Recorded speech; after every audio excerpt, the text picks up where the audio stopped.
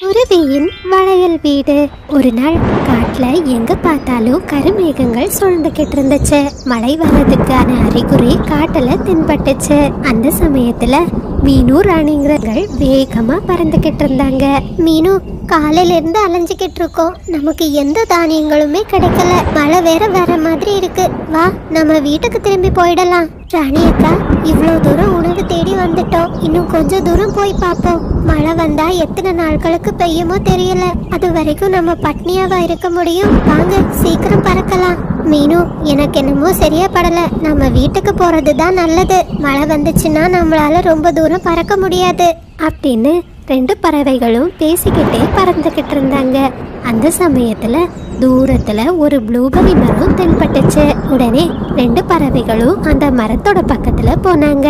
மீனு, இந்த மரத்துல கொஞ்சமா தானே பழங்கள் இருக்கு, இந்த பழத்தை சாப்பிட்டா நம்மளோட பசி எப்படி தீரும்? ராணியக்கா, நமக்கு இந்த பழமாச்சும் கிடைச்சதேன்னு சந்தோஷப்பட வேண்டியதுதான். வாங்க, இந்த பழங்களை சீக்கிரம் பறிச்சுட்டு நம்ம வீட்டுக்கு போயிடலாம். உடனே ராணிக்காகவும் ரொம்ப வேகமா அந்த ப்ளூபெர்ரி மரத்துல இருந்த பழங்களை சாப்பிட ஆரம்பிச்சு. மீனுக்குருவியோ அந்த பழங்களை சாப்பிடாம அதை பறிச்சு தான் கிட்ட வச்சுது. ராணிக்காகவும் வேக வேகமா நிறைய பழங்களை சாப்பிட்டு முடிச்சிடுச்சு.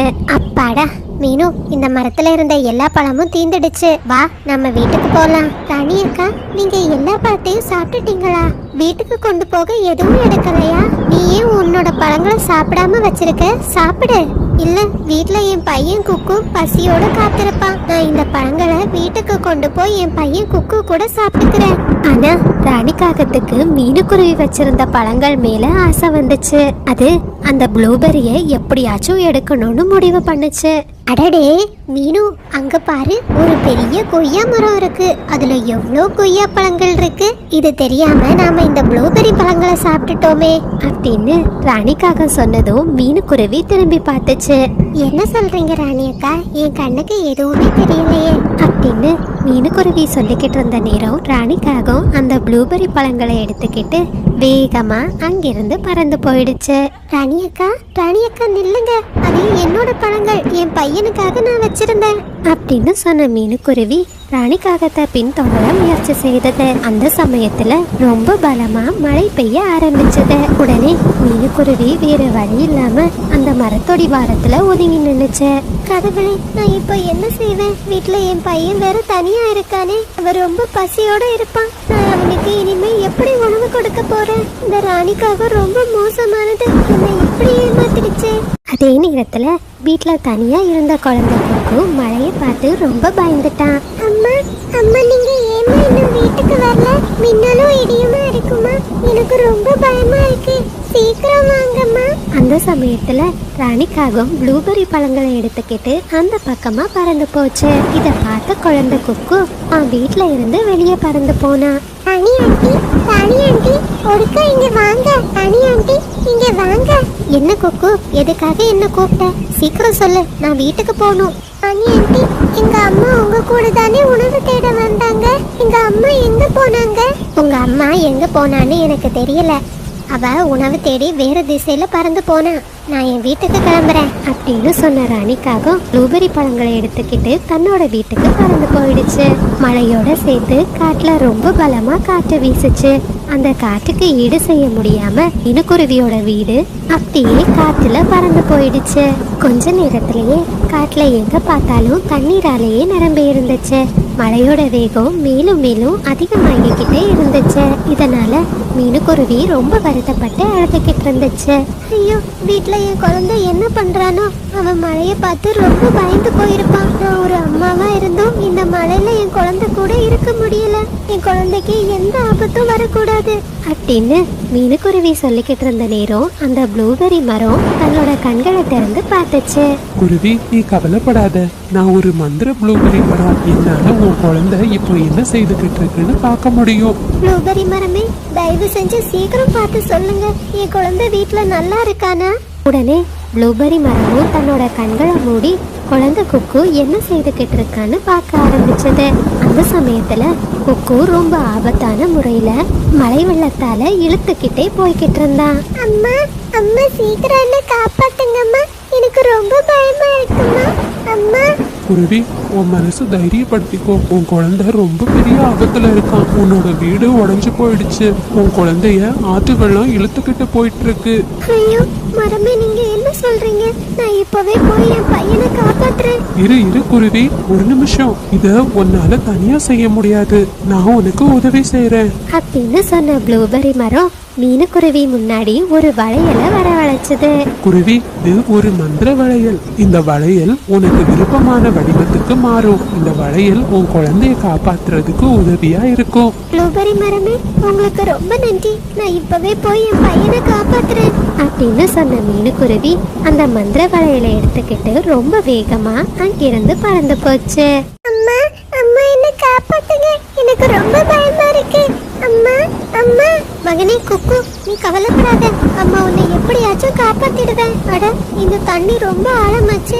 நான் இப்போ ஒரு படகுல போயாகணும். வளையலே, நீ ஒரு படகா மாறு. மீனுக்குருவி இப்படி சொன்னதும் அந்த மந்திர வளையல் ஒரு பெரிய படகா மாறுச்சு. உடனே மீனுக்குருவி அந்த படகுல ஏறி தான் மகன் குக்குவை பின்தொடர ஆரம்பிச்சது. கொஞ்ச நேரத்திலேயே வேகமா போன மீனுக்குருவி தான் பையன் குக்குவை அந்த ஆற்று நீர்ல இருந்து வெளியே எடுத்துடுச்சு. அம்மா, எங்கம்மா போனீங்க? என்னை விட்டுட்டு எங்க போனீங்க? மகனே குக்கு, நீ நல்லா தானே இருக்க? உனக்கு எதுவும் ஆகலல்ல? இல்லம்மா, நான் நல்லா தான் இருக்கேன். எனக்கு எதுவும் ஆகல. அம்மா, இந்த வளையல் ஏதும்மா? இது எங்க இருந்து எடுத்தீங்க? உடனே மீனுக்குருவி நடந்த எல்லா விஷயத்தையும் குழந்தை குக்கு கிட்ட சொல்லுச்சு. அப்படி அம்மா, இது ரொம்ப நல்ல விஷயம். அம்மா, நம்ம வீடு மழையில உடைஞ்சு போயிடுச்சுமா. நீங்க இந்த வளையலையே வீடா மாத்துங்க. நாம அந்த வீட்லயே இருக்கலாமா? குக்கு, இதுவும் நல்ல யோசனை தான். வளையலே, நீ ஒரு அழகான வீடா மாறு. மீனுக்குருவி இப்படி சொன்னதும் அந்த மந்திர வளையல் ஒரு அழகான வளையல் வீடா மாறுச்சு. அம்மா, நம்மளோட வளையல் வீடு பார்க்கிறதுக்கு ரொம்ப நல்லா இருக்குமா? ஆமா குக்கு, இதெல்லாம் அந்த ப்ளூபெர்ரி மரத்தால தான். அந்த மரத்தை நாம என்னைக்குமே மறக்க கூடாது. பிறகு மீனுக்குருவியும் குக்குவும் அந்த வளையல் வீட்டுக்குள்ள ரொம்ப பாதுகாப்பா இருந்தாங்க. கையும் குருவியும். ஒரு நாள் உணவு தேடி போன ராணி காகத்துக்கு ஒரு பழுத்த கொய்யா பழம் கிடைச்சது. ஐயா, கிடைச்சிடுச்சு, கொய்யா பழம் கிடைச்சிடுச்சு. இது ரொம்ப பழுத்திருக்கு. ராணி காகம் அந்த கொய்யா பழத்தை சாப்பிட போச்சு. அந்த சமயத்துல ராணி காகத்துக்கு அதனோட கணவர் ஞாபகம் வந்துச்சு. அட, காலுக்கு கொய்யா பழம்னா ரொம்ப பிடிக்குமே, இப்பவே அவரையும் போய் கூட்டிட்டு வரலாம் அப்படின்னு சொன்ன ராணிக்காகவும் தன்னோட வீட்டுக்கு பறந்து போச்சு.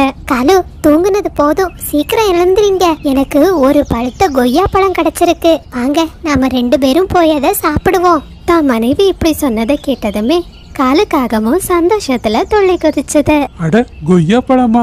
ராணி, எனக்கு கொய்யானா ரொம்ப பிடிக்கும். நான் வேற ரொம்ப பசியில இருக்கேன். வா வா, நாம இப்பவே போலாம். அந்த சமயத்துல அந்த கொய்யா மரத்தோட பக்கமா மிட்டு கிளி பறந்து வந்துச்சு. இங்க எங்கேயோ ஒரு பழுத்த பழம் இருக்கு. எனக்கு வாசனை வருது. நிச்சயமா ரொம்ப பக்கத்துல தான் இருக்கு. ஐயா, இங்க இருக்கு. கிடைச்சிடுச்சு. பழுத்த கொய்யா பழம் எனக்கு ரொம்ப ரொம்ப பிடிச்சது. நான் இப்பவே இத சாப்பிட போறேன். அந்த சமயத்துல 2 காகங்களும் கொய்யா மரத்தோட பக்கத்துல வந்தாங்க. ஹே மிட்டு, இங்க என்ன பண்ணிக்கிட்டு இருக்க? இந்த கொய்யா பழத்தை நான் தான் முதல்ல பார்த்தேன். இது எனக்கு தான் சொந்தம். ஓஹோ, அப்படியா ராணி? இந்த கொய்யா பழம் பூவா இருக்கும் போதே நான் இத பாத்திருக்கேன். அதனால இந்த கொய்யா பழம் எனக்கு தான் சொந்தம். ஹே மிட்டு, என்ன நீ இப்போ இங்க இருந்து போகல?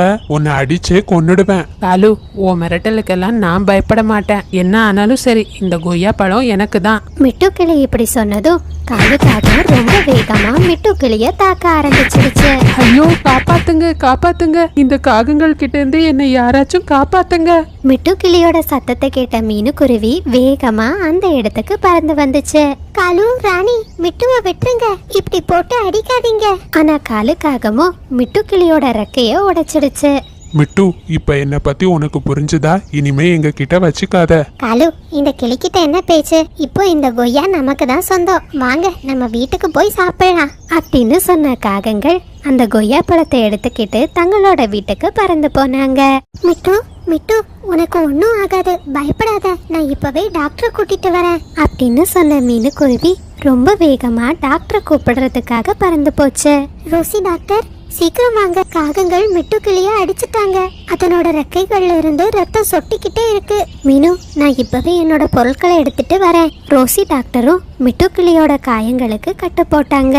மீனு, நான் மிட்டுவோட ரெக்கையில மருந்தை வச்சு கட்டியிருக்கேன். நீங்க எப்படியாச்சும் மிட்டுவை அதனோட வீட்டுக்கு கொண்டு போய் சேர்த்துடுங்க. மிட்டு, நீ 3 நாட்களுக்கு பறக்கவே கூடாது, சரியா? எனக்கு பசிக்குது, எனக்கு ரொம்ப பசிக்குது, எனக்கு பசிக்குது. மிட்டு, நீ கவலைப்படாத, நான் உனக்கு உணவு கொண்டு வந்து தரேன். பிறகு மீனுக்குருவி உதவிக்காக புறாவை கூட்டிட்டு வந்துச்சு.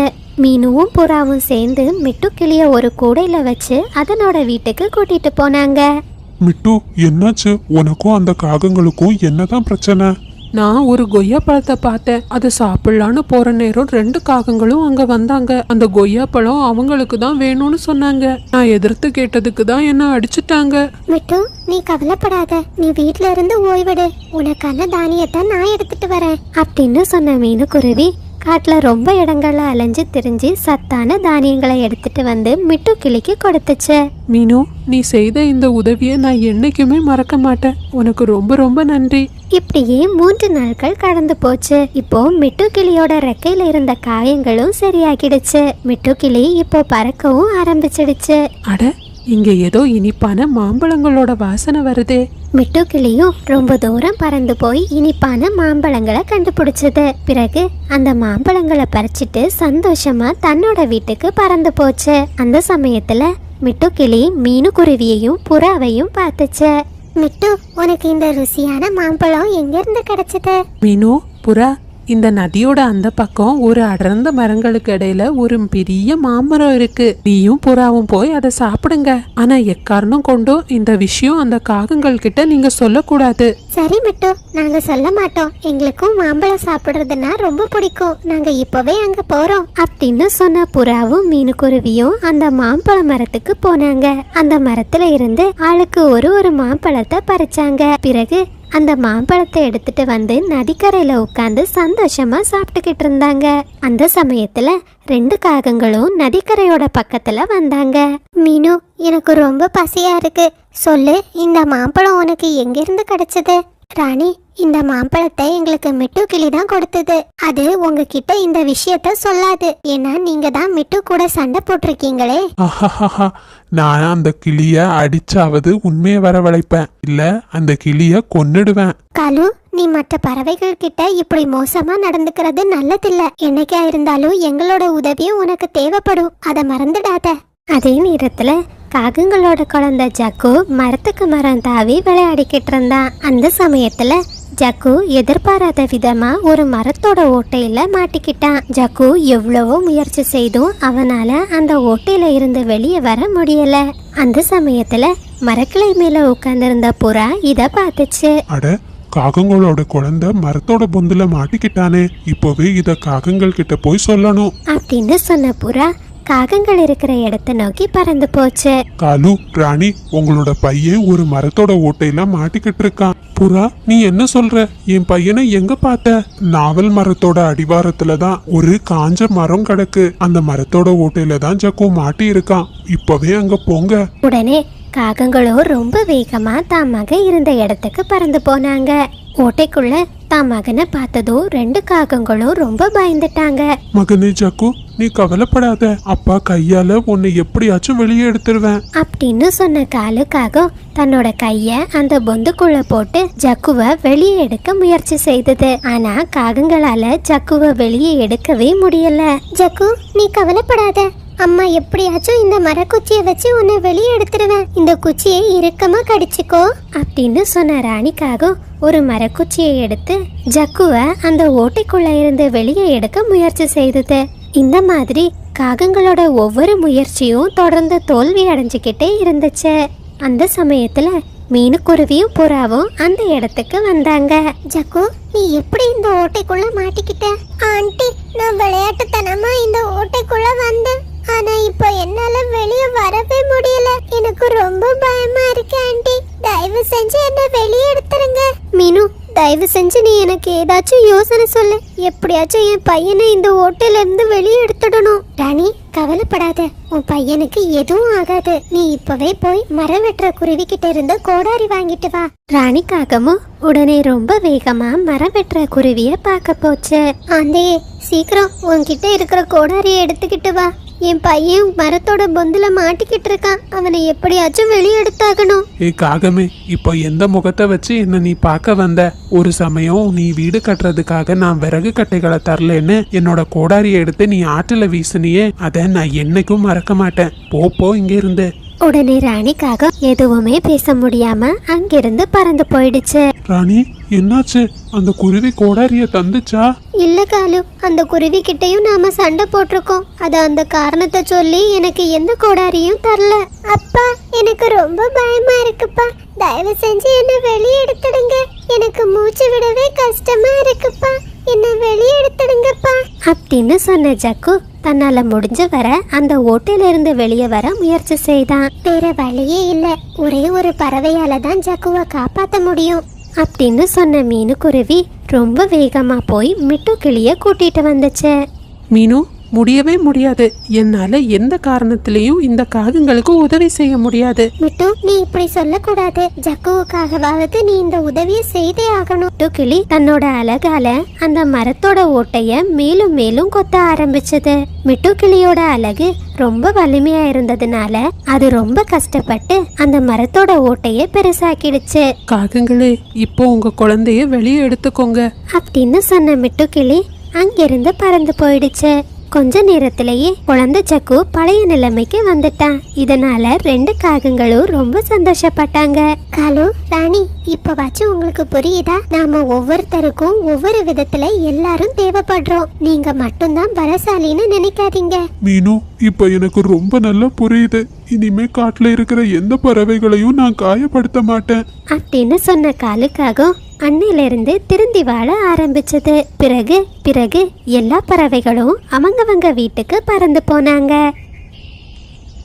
நண்பர்களே, இது சப்ஸ்கிரைபர் விருப்பத்திற்கான நேரம். விக்கி, விசு, ஹர்ஷா, வல்லரசு, அருணா, தீபக் எல்லா குட்டீஸ்க்கும் ஒரு பெரிய ஹாய். யாஷிகா, புகழினி 2 குட்டீஸ்க்கும் இனிய பிறந்த நாள் நல்வாழ்த்துக்கள். வாழ்க்கையில் எல்லா வளங்களையும் பெற்று நலமுடன் வாழ வாழ்த்துகிறேன். விஷ்ணு, ரித்திக், சித்விக், சௌமியா எல்லா குட்டீஸ்க்கும் ஒரு பெரிய ஹாய். இலா, ஜீவா, ரக்ஷித், லோகேஸ்வரி, நதியா, லாடோ, மியா, தமிழ் செல்வி எல்லா குட்டீஸ்க்கும் ஒரு பெரிய ஹாய். ஸ்ரீ பாப்பா, உங்களுக்கு இனிய பிறந்த நாள் நல்வாழ்த்துக்கள். வாழ்க்கையில் எல்லா வளங்களையும் பெற்று நலமுடன் வாழ வாழ்த்துகிறேன். நீங்கள் அனைவரும் அளித்து வரும் அன்புக்கும் ஆதரவுக்கும் மிக்க நன்றி.